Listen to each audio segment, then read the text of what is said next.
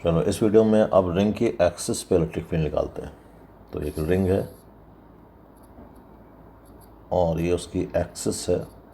Axis में आता है सेंटर से जाने वाली line perpendicular to the plane of ring, और इस एक्सिस पर सपोज इस पॉइंट पर इलेक्ट्रिक फील्ड फाइंड आउट करने हैं।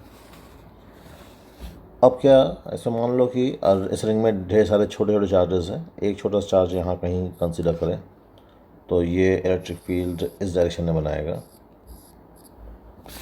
बिकॉज उसके ठीक सामने वाला एलिमेंट इलेक्ट्रिक फील्ड इधर बनाएगा। तो इससे क्या आइडिया लगा कि इलेक्ट्रिक फील्ड इन दोनों का रिजल्टेंट किधर आएगा, एक्सिस के अलॉन्ग। ऐसे हर आमने सामने वाले एलिमेंट का रिजल्टेंट, एलिमेंट के इलेक्ट्रिक फील्ड का रिजल्टेंट एक्सिस के अलॉन्ग आता जाएगा। तो इस डायरेक्शन में ही रिजल्टेंट ई होगी, इसलिए इसी डायरेक्शन के कंपोनेंट को हमें इंटीग्रेट करना है। तो पहले एक छोटे से कंपोनेंट, छोटे से इलेक्ट्रिक फील्ड को देखते हैं। सपोज करो ये डी क्यू चार्ज है, तो इसकी वजह से इलेक्ट्रिक फील्ड होगी k d q over r square, जहाँ आर ये दूरी है। और इसका कंपोनेंट निकालोगे जब, तो आएगा k d q by r square into cos theta. अब हमें इस कंपोनेंट को इंटीग्रेट करना है पूरा ई पाने के लिए। अब इसमें देखो कितने वेरिएबल हैं। क्या आर वेरिएबल है या कांस्टेंट है? तो इनफैक्ट आर एक कांस्टेंट है, क्योंकि इस रिंग पे कहीं भी हम सेगमेंट लेंगे तो उस सेगमेंट की ए से दूरी सेम आएगी। ऐसा कोन जैसा बन रहा है, तो रिंग का हर पॉइंट इस ए से इक्वल दूरी पे, सेम दूरी पे है, इसलिए आर एक कांस्टेंट है। थीटा अगर चेक करो तो थीटा भी कांस्टेंट है। जैसे कोन जैसा बनेगा तो ये एंगल हर तरफ से बनेगा। तो कोई भी एलिमेंट को ए से जोड़ोगे तो सेंट्रल लाइन से वो थीटा एंगल पे ही बनेगा, है ना, कोन जैसा है ये। तो थीटा भी कांस्टेंट है, आर भी कांस्टेंट है, तो ये सब तो बाहर चले गए फिर, k cos theta over r square. अब सिर्फ इंटीग्रेशन में डी क्यू बचा, और ऑब्वियस है कि हम जब डी क्यू को इंटीग्रेट करेंगे तो क्या आएगा, टोटल चार्ज आ जाएगा। तो सिंपली फॉर्मूला ये हो गया, k q total charge over r square into cos theta.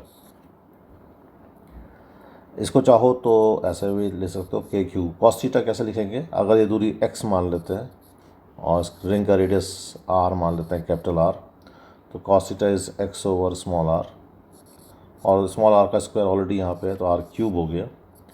फिर उसको अगर चाहो तो स्मॉल आर को ले सकते हो under root r square plus x square, check कर लो।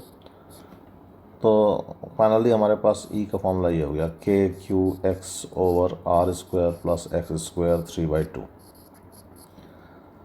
ओके, अब देखो इसमें अब ऐसा ग्राफ बनाया है ई वर्सेस एक्स।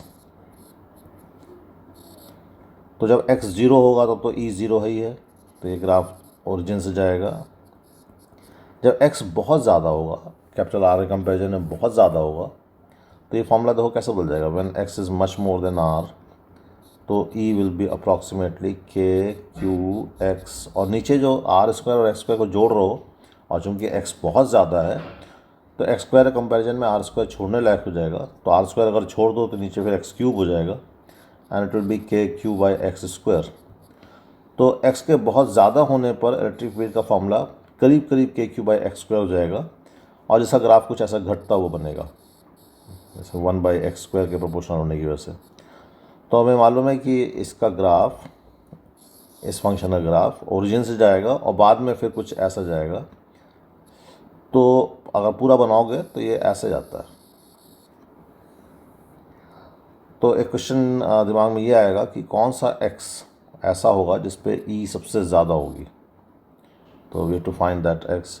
ऑब्वियस है, जिस x पे e सबसे ज़्यादा होगी वहाँ पर इस ग्राफ का स्लोप ज़ीरो है, और स्लोप ज़ीरो होने का मतलब D E by d x. तो अगर हम D E by d x equal निकाल के उसको ज़ीरो रखें, तो इससे जो x आएगा वो हमें x निकालना है कौन सा है। तो d E by d x equal to zero implies, तो के क्यू तो कांस्टेंट है, तो d by d x of x over r square plus x square 3/2, इसको ज़ीरो करना है। तो के क्यू कॉन्स्टेंट है, उसको तो उधर हटा सकते हैं, फिर इसका मतलब हमें D by d x of this quantity zero करना है।